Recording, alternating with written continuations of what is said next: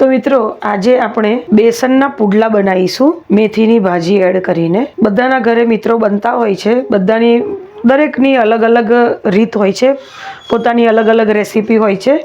તો હું આજે તમને મારા ઘરે મારી રેસીપી જે છે, મારા ઘરે જે રીતે હું બનાવું છું એ હું તમને બતાવી રહી છું. તો એના માટે મેં મેઝરિંગ કપથી 2 કપ બેસન લીધું છે અને 1 કપ અહીંયા મેં મેથી લીધી છે. તો મિક્સિંગ બાઉલમાં હું એડ કરીશ બધું. તો મેં મેથી એમાં એડ કરી દીધી છે સૌપ્રથમ. હવે આપણે બેસન પણ એમાં એડ કરી દઈશું. 2 કપ બેસન છે. હવે એમાં 1/4 ટીસ્પૂન જેટલી આપણે હિંગ નાખીશું. હવે 1/4 ટીસ્પૂન જેટલો અજમો આપણે એડ કરીશું અને એને આમ હાથેથી ક્રશ કરીને નાખીશું એટલે એની ફ્લેવર એનહાન્સ થાય. હવે સ્વાદ પ્રમાણે આપણે મીઠું એડ કરીશું. તો હું અહીંયા 2 ટીસ્પૂન જેટલું મીઠું એડ કરી રહી છું અને હળદર 1/4 ટીસ્પૂન જેટલી એડ કરું છું. અને આ છે આદુ મરચાંની પેસ્ટ, જે હું અહીંયા 2 ટીસ્પૂન જેટલી એડ કરું છું. મીઠું અને આદુ મરચાંની પેસ્ટ તમે તમારા ટેસ્ટ મુજબ એડજસ્ટ કરી શકો છો. હવે આમાં હું 2 ટેબલસ્પૂન જેટલું હું મોણ એડ કરું છું એટલે ખાતી વખતે ગળામાં ડૂચો ના વળે. હવે આ બધું આપણે પાણી એડ કરતા જઈને બધું મિક્સ કરી લઈશું. થોડું પાણી એડ કરીને આપણે બેટર બનાવીશું પૂડાનું. જો તમને ડુંગળી લસણની ફ્લેવર ગમતી હોય તો તમે એ પણ એડ કરી શકો છો અંદર.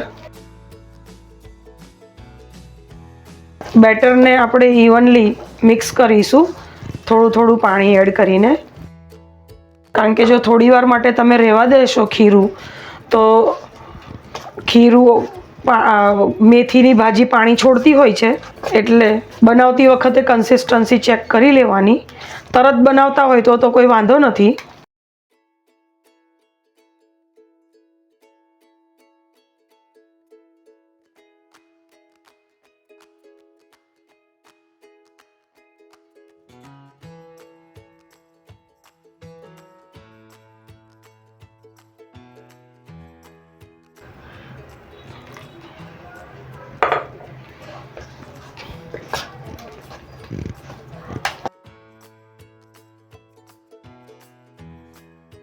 તો મિત્રો આપણું બેટર રેડી છે હવે પુડલાનું.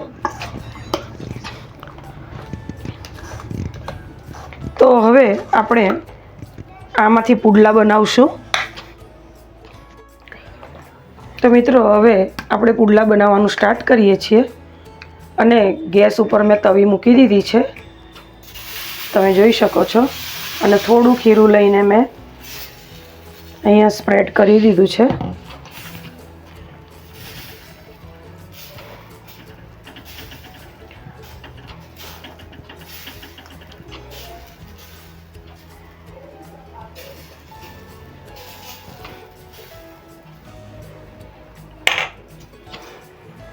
આરામથી એને આપણે સ્પ્રેડ કરી દઈશું અને થોડું તેલ સ્પ્રિંકલ કરી લઈશું ગોળ ફરતે એની. મીડિયમ જ ગેસની ફ્લેમ રાખવાની છે. સ્લો ટુ મીડિયમ જ રાખીશું આપણે ફ્લેમને.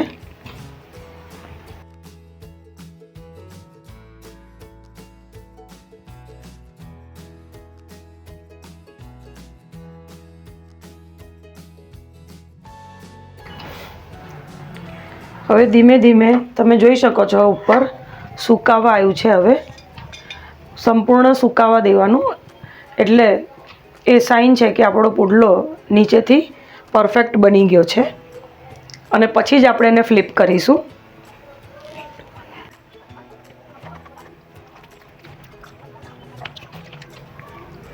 મિત્રો હવે આને આપણે બ્રશથી થોડુંક તેલ સ્પ્રેડ કરી દઈશું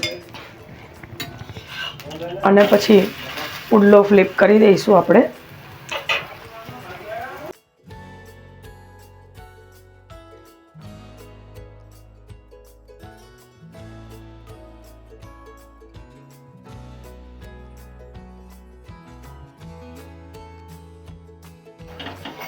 તો મિત્રો તમે જોઈ શકો છો આપણો પુડલો સરસ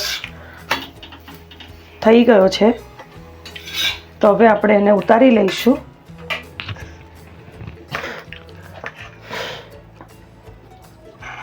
અને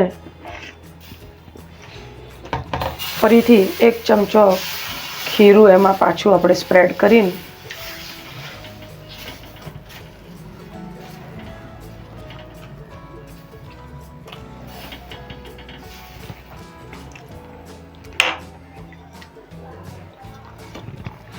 હવે તેલ એના ફરતે આપણે મૂકી દઈશું. અને મિત્રો સેમ આવી જ રીતે હવે આપણે બધા પુડલા બનાવી દઈશું. તો મિત્રો તમે જોઈ શકો છો આપણા પુડલા બનીને તૈયાર છે હવે. અને મેં એને ગ્રીન ચટણી અને દહીં સાથે સર્વ કર્યા છે. તો તમે જોઈ શકો છો કેટલા એકદમ સોફ્ટ બન્યા છે. તો દહીં સાથે ખાવાની બહુ જ મજા આવે છે. તો મિત્રો તમે પણ તમારા ઘરે મેથીની ભાજીના પુડલા ચોક્કસથી બનાવજો. અને જો મારો આ વિડીયો ગમ્યો હોય તો મારા વિડીયોને એક લાઈક ચોક્કસ આપજો. અને તમારા ફ્રેન્ડ્સ અને ફેમિલી મેમ્બર્સ સાથે શેર કરજો. અને મારી ચેનલને સબસ્ક્રાઈબ કરજો. તો ફરીથી મળીશું મિત્રો નવા વિડીયોમાં. Thanks for watching.